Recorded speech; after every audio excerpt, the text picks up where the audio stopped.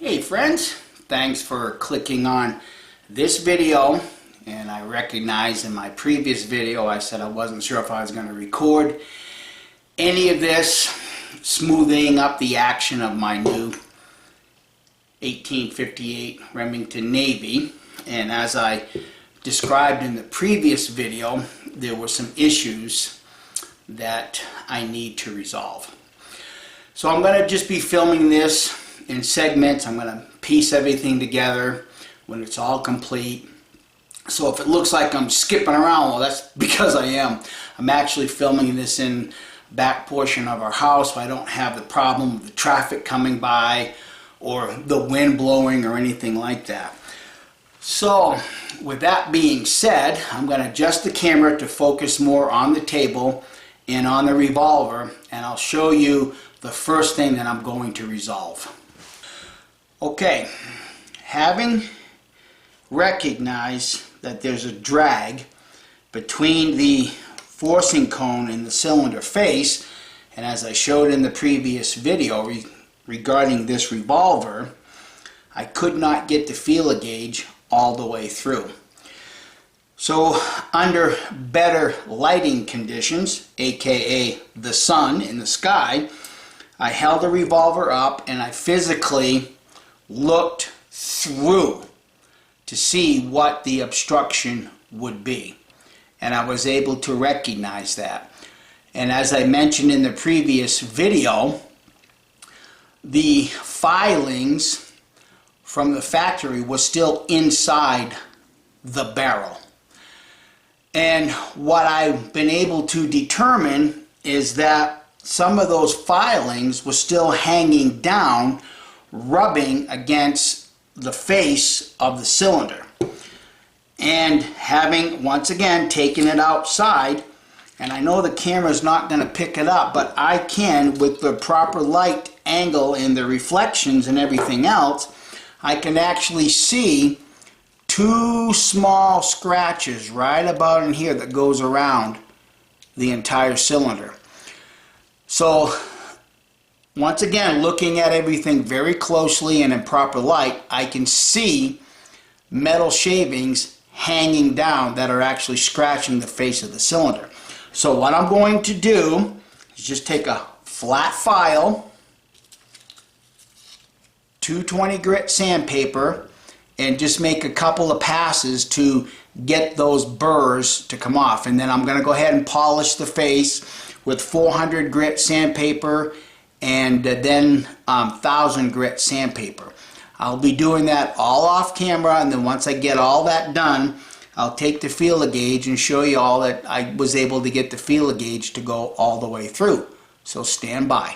Okay, continuing on, I've gone ahead and hit the surface with the 220 grit sandpaper, then I hit it with the 400.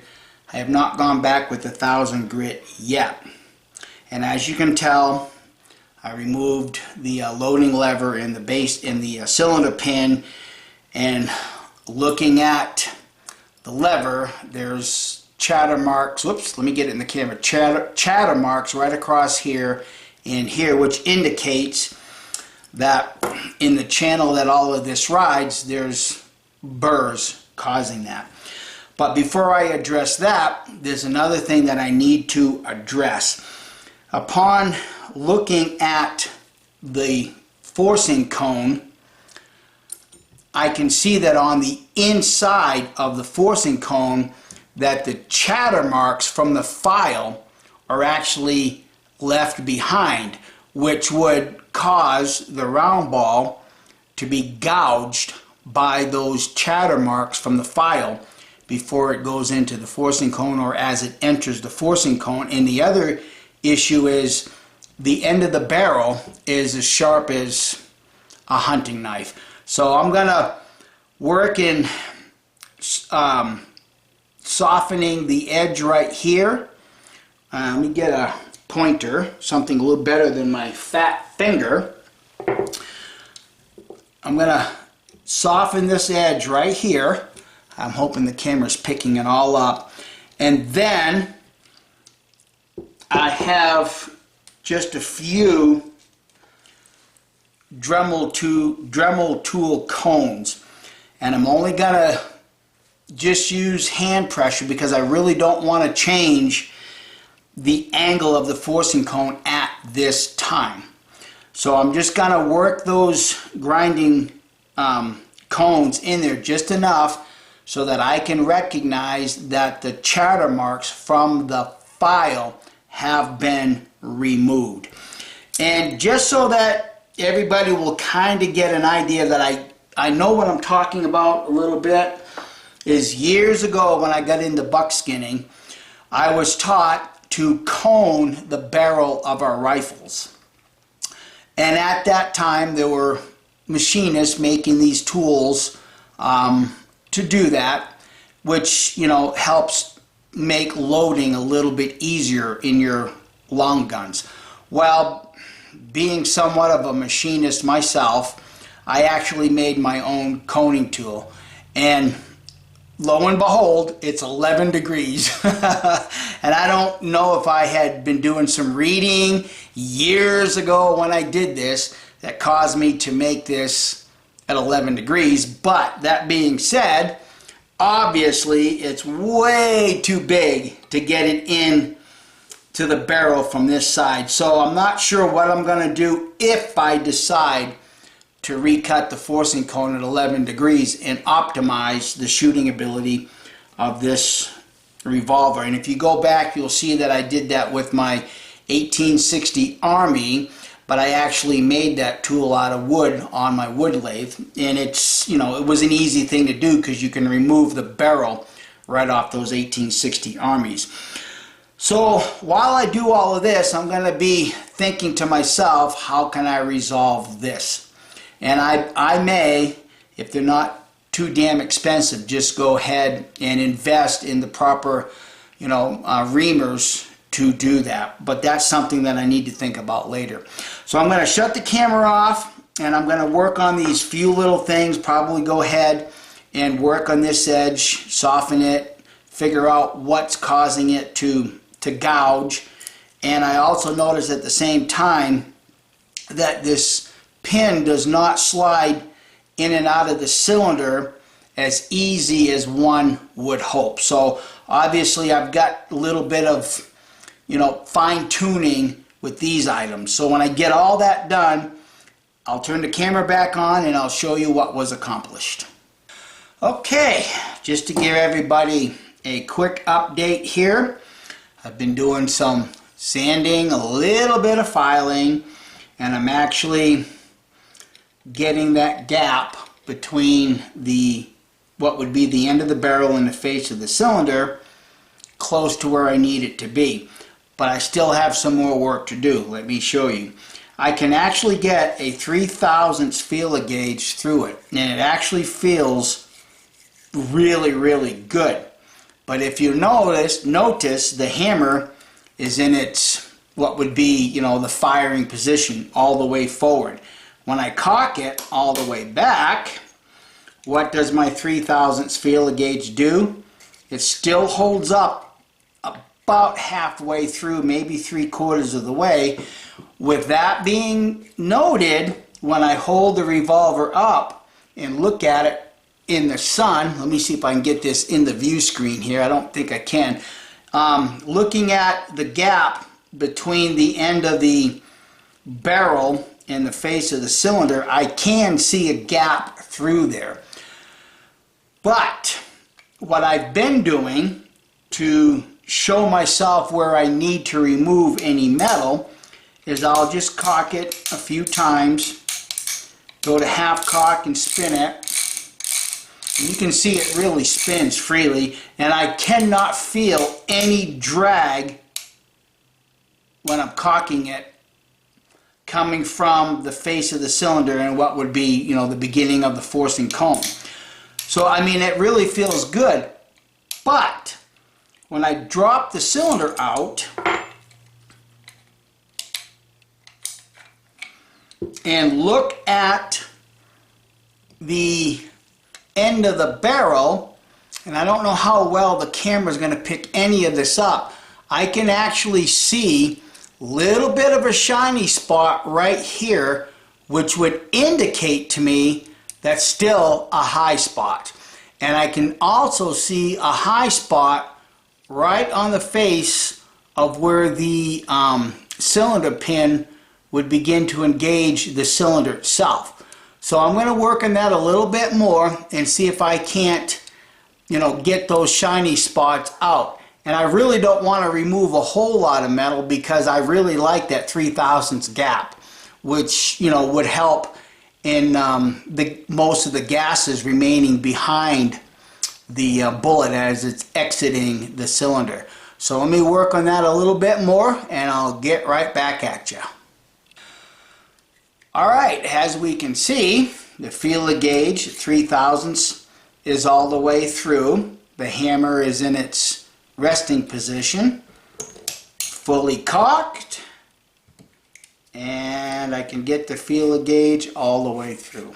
It's a little snug, but I think I'm going to leave that because there's nothing actually preventing it from going all the way through. And as I hold it up to the light and spin it and do what I did before, cock it,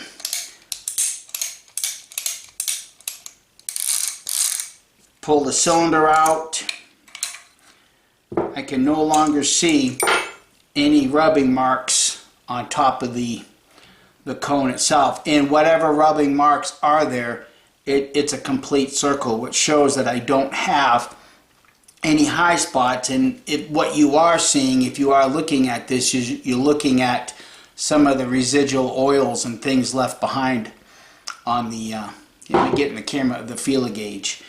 So anyhow, I'm going to leave that at that. What I also did off camera is I also made myself a couple of little small wooden dowels, and I wrapped some 1000 grit sandpaper on that, and I just deburred the inside of the cylinders.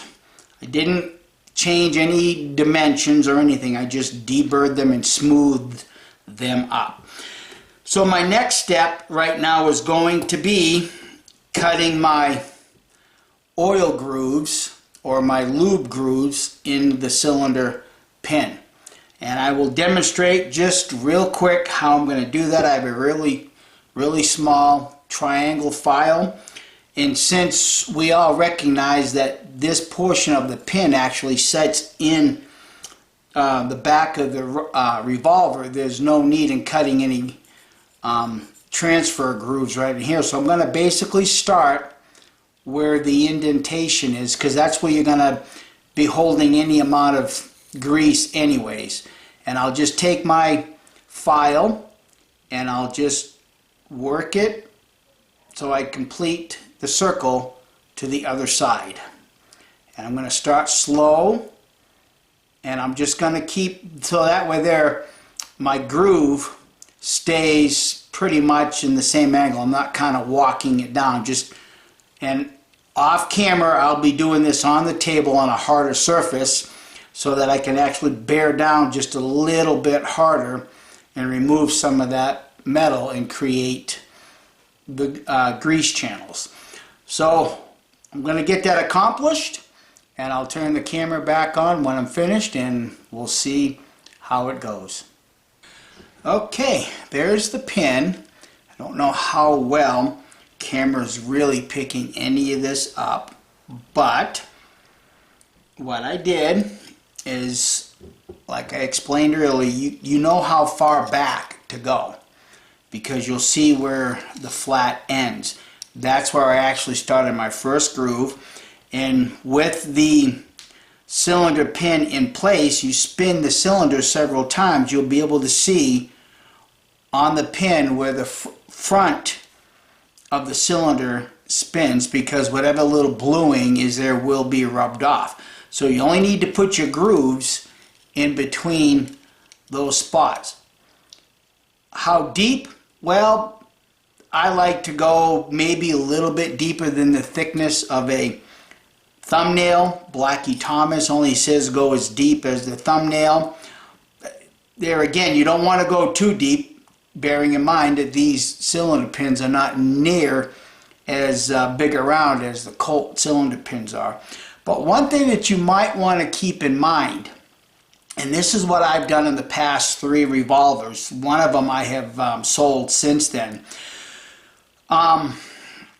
When you put the cylinder pin in, imagine which way the cylinder spins. What I've done, and I don't know how, like I said, I don't know how well the camera can pick any of this up, but in the direction of the way the cylinder spins, I've actually cut that groove into the flat part of the pin so that as the cylinder spins, it's already picking up some of the grease that would be right here in the flat portion, and it's already transferring it by an easy channel. See, you don't need to do this on what would be the back side because you really want all your grease to stay pretty much in this portion of your pin. So once again, I have found that this works out real well. Is there any right way, any wrong way? How many, groove channels do you put in there? Well, whatever floats your boat. I've got in this one right here, I got 1, 2, 3, 4, 5, I actually have 7 channels, which is going to disperse quite a bit of grease from the bottom of the base pin up and through where the cylinder turns. And don't forget, once you get done, deburr it. Okay, wipe it off, insert it, and see how well it works.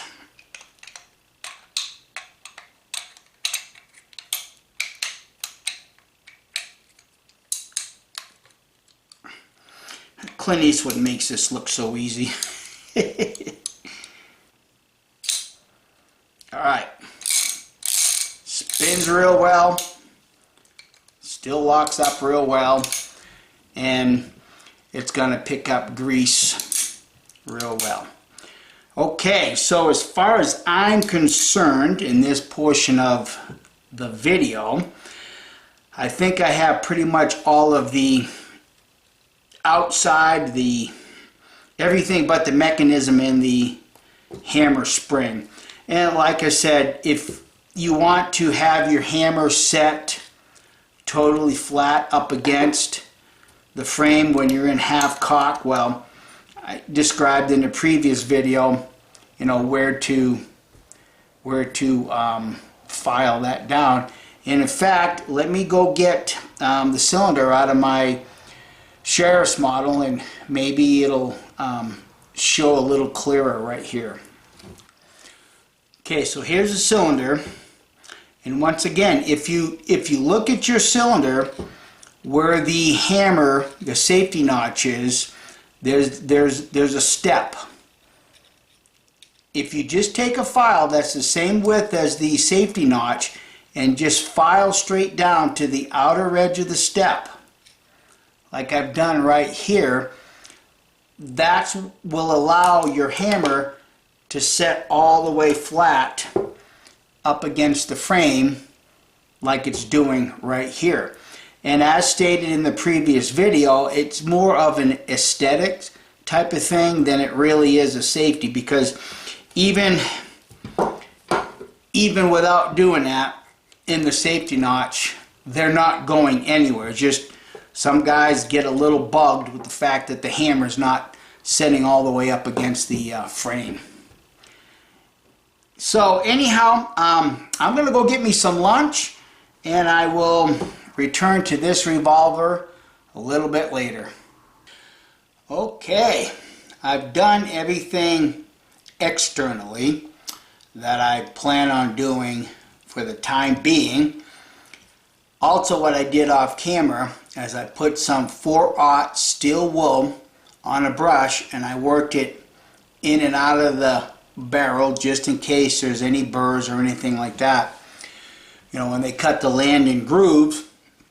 So that's something that you may want to consider in doing also. So with that being said, I'm at the point now where I'm going to take some of the externals off, such as the guard and the wooden grips, and I'm going to get into the internals. So stand by for that. Okay, pieces are pieces and parts are parts. I have all the internals apart. First thing that I would like to note is that I can tell that the firearm was test fired because there's a residue of the black powder. So that's a good thing to see. Next, having taken out the trigger and the screw that holds the trigger in place, I took some 400 grit, folded it onto the trigger, not the trigger but the bolt, and worked it back and forth, placed it into the trigger itself, and it moves pretty freely. Now I will tell you, when I first took this apart and did that, I could actually feel some burrs, some machining, whatever was left behind. So I took a toothpick and I wrapped a little bit of the 400 grit and run it in there, cleaned all that up, and now it spins pretty easily.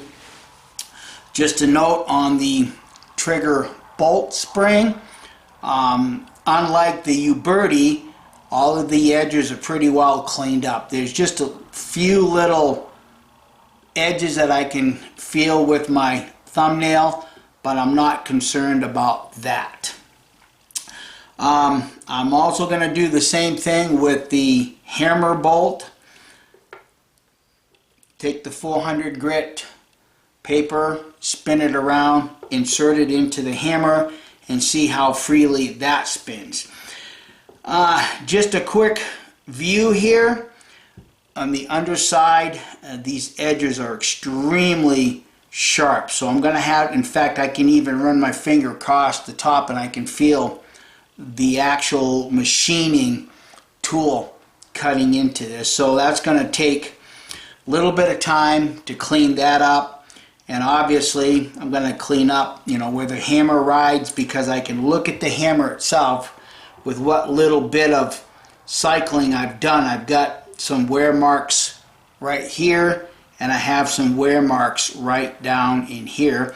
And looking at the hammer itself, where the trigger rides, I can see where there's a little bit of, where there's just a little bit of creep, but I don't really think I'm going to be messing with that at this time, because I would like to, shoot it 100 times at least and just see how it's going to work after that, because they just may end up working themselves together to where the trigger pull is a little bit lighter.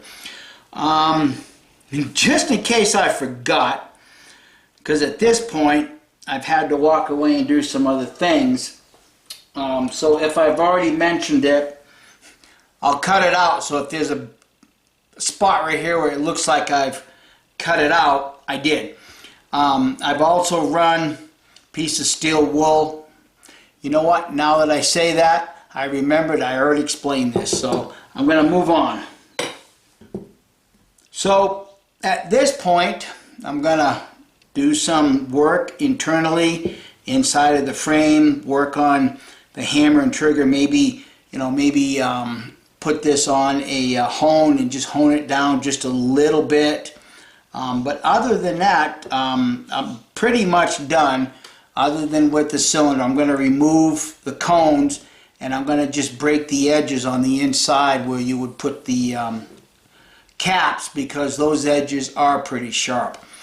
So I'm going to shut the camera off and get to work. Okay, in looking at the hammer, I don't know how well the camera's going to pick it up, but there's a huge piece of metal left right, let's see, it's right on the end of the screwdriver. That was on the inside of the hammer. So that's why it's really important to go through these things, as they would say, with a fine-tooth comb. And just so that you kind of get an idea, I'm just kind of like feeling the edges. And I will tell you that before I discovered that little piece of metal which was actually in the cam area. This edge right here had a really sharp burr from the machining. So all I do is I just take a really fine hone and just work it back and forth until I can knock it down. Since this is actually, they call it color case hardening, and it is case hardened, you may not be able to cut it right away with a file, because a file will just skim over the top. So that's why I like using, you know, a good sharpening stone that's really, really fine, and just work it. You know, you don't have to get in a hurry or anything. Just work it and run your thumbnail across it and see if it's feeling smooth. And I can also tell, since I have the trigger in my hand right now, that the inside of the notches, where you would have your half cock and then your full cock, they're real sharp, really, really sharp. So I'm going to have to really take a little bit of time and clean those edges up. And once we get done with it, assemble everything and I'll see how it feels. In fact, I'm feeling another burr right here also. So it's going to take some time. Stay tuned. All right, and cleaning up the sharp and rough edges in the hammer, I noticed that on the underside here there's a huge lip left behind from the tooling. So it's another place you might want to look at when you're doing these, is right here. And I don't know how well the camera is actually picking it up, but there's a really huge ledge right there. Again, when you're doing these, friends, take some time and inspect them closely. It's well worth the effort in the long run. All right, I've come to a point where I need to point something out. What we're looking at is my Remington Sheriff's model. And if you look at the trigger guard, it's a really, really good fit. Now, I've already removed the retaining screw, and I just want to show you just how easy it is to remove the trigger guard and how easy it is to fit it right back in. Now, the reason I'm pointing this out is because working on my Navy model, I have discovered that the trigger guard does not just drop in and fit like I think it should. I'm going to turn it this way and hold it in place, and you can see that there's just a little bit of a gap. What's happening here is that the trigger guard does not fit as perfect as it should, because when you reinstall the screw, you're actually making the screw fit the trigger guard. And it shouldn't be that way. It should just drop right in. So I'm going to have to figure out where I need to remove the metal so that, like my Sheriff's model, it'll just drop right in and I won't need the screw to actually push it into place. So now I'm going to have to work on that for a little bit. Okay, so I'm going to interrupt at this point and just show you. This is the trigger guard off my Navy, and in my hand is my .44 caliber Sheriff's model. And the trigger guard just drops right into place, and you can see there is no gap there. So I'm going to have to fit the guard to my Navy model, because the machining, the frame on my Navy is not completely identical to it is to my .44 caliber Sheriff's model. Otherwise, the guard would have just dropped right into the Navy model without having to use the screw to actually set it in place. So I'm going to have to inspect both of these models and see where I have to remove metal, if it's better to remove it off of the trigger guard, or is it actually better to remove it back here. And looking at this just right here and recalling what I've looked at on my Navy model, the opening on my Navy model is actually smaller. Not by much, but it actually is. So I guess I'm going to have to resolve this. Catch up with you in just a few moments.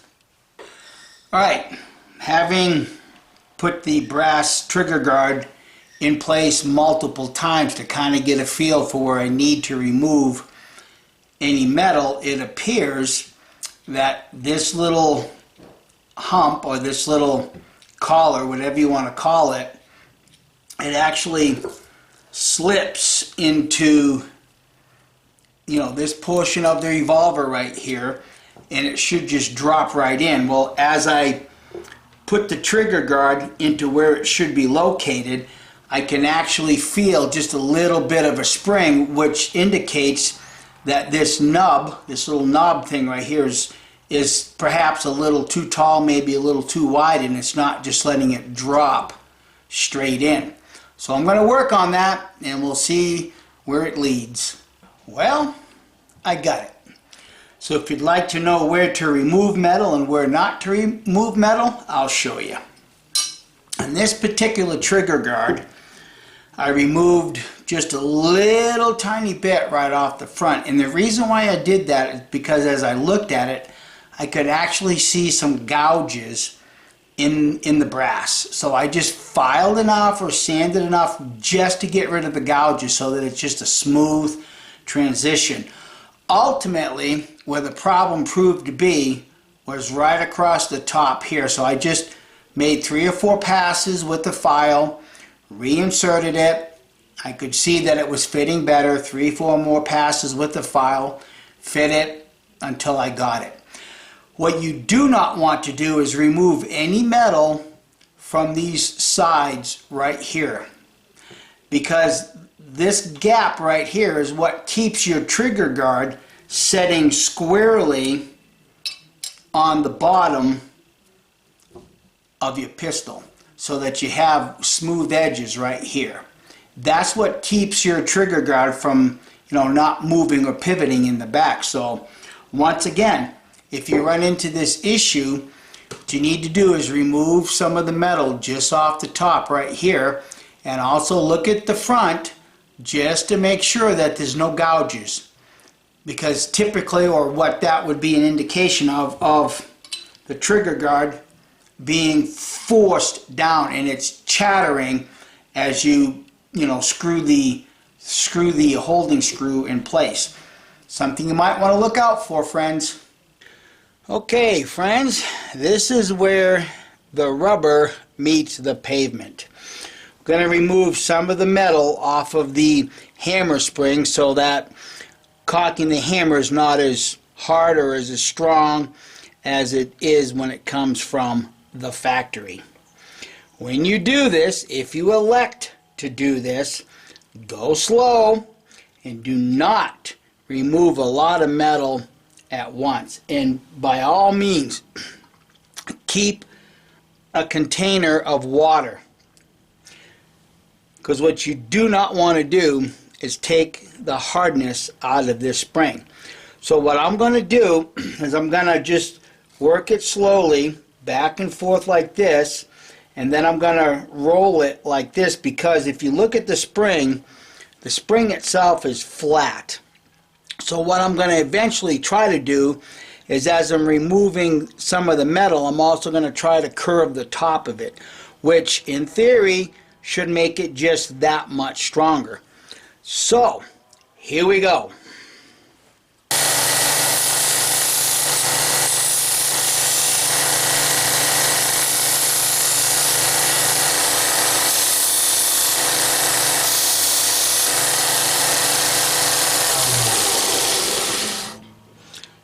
Just a note, at this point, do not take all the metal off of one spot, because then you'll create a hinge.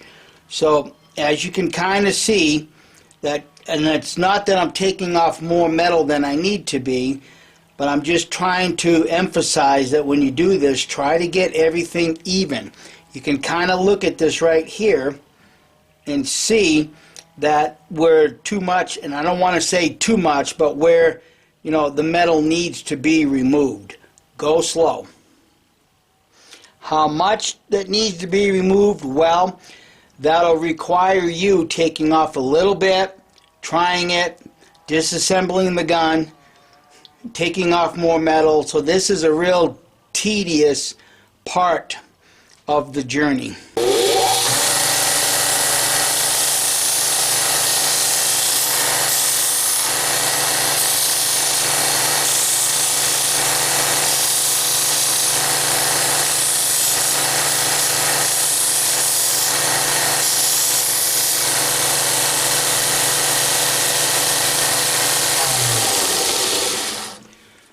Okay, I'm going to go in the house and assemble it and see how it feels. Well, I think I'm going to call it quits for today, and that's simply because I got everything accomplished that I wanted to accomplish. The pulling back of the hammer is a lot easier than it was from the factory. It actually took me 3 tries before I got it. I also took the time to flatten out the front blade, because when you aim down the barrel, it's a lot easier to look across a flat plane than it is from something that's got, you know, a curve in it. But that'll, you know, I'll be taken care of when I finally get out and shoot it. But in all of the handling of it that I've done today, one thing I know that I'm going to have to do also is the grips are a bit too much for my hand. When I got out my Sheriff's model, the last time I kind of tried to match up the butt and just see how much wider the wood is on this Navy. It is much wider. It's a little too wide for my liking. So I guess my next project is going to be removing the wood and then restaining it and that sort of thing. And I think if I'm going to do that, then I'm going to go ahead and, you know, take care where it's proud right in here and a little proud right here in the front. So that'll be my next endeavor. But as of right now, I'm really happy with the way she cycles, how easy the hammer is for me to pull back, and I do know that that's going to be plenty strong to set off the caps. The only other thing, now that I'm thinking about this, that I will have to do is take the cylinder back out, remove the cones, clean the oil out of the cones, and then just soften these edges right here, and then re-blue it. And then I guess we'll take it out to the gun range and see what happens. So thanks for following along on this journey. Obviously, if you have any questions, feel free to leave them below, and I'll do my best to answer them. Thanks for watching, and hopefully we'll catch you real soon. Bye.